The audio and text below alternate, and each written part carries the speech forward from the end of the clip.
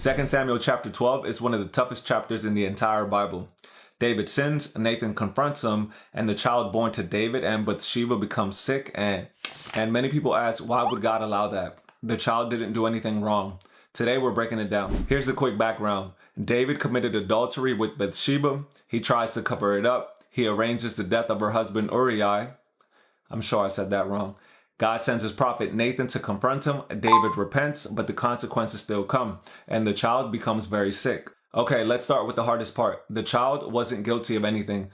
The Bible never says the child sinned. This wasn't punishment on the baby. This moment is about David's actions, not the child's.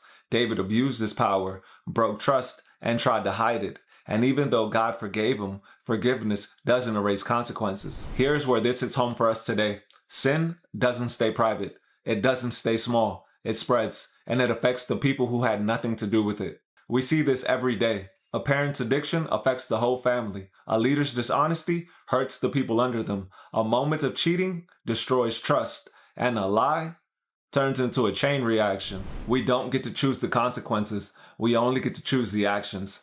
David's story shows us how far the fallout can reach. God wasn't punishing the baby. God was holding David accountable publicly because David was a king. His actions shaped a nation.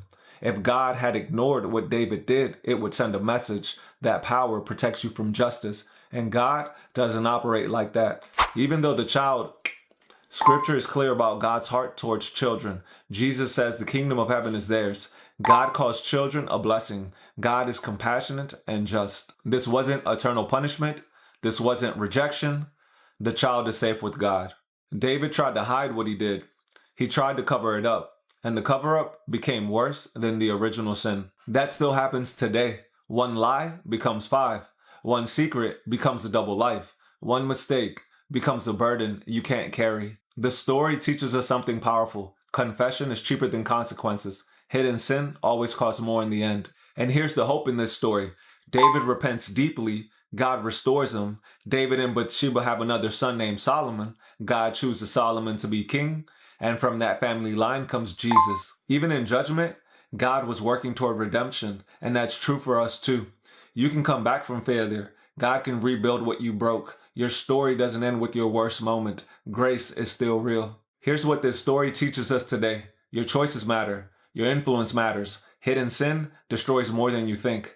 God forgives, but consequences are real. And even after consequences, God can still redeem your life. If this helped you understand the story in a new way, hit like, subscribe, and drop your thoughts in the comments. Let's keep learning and growing together.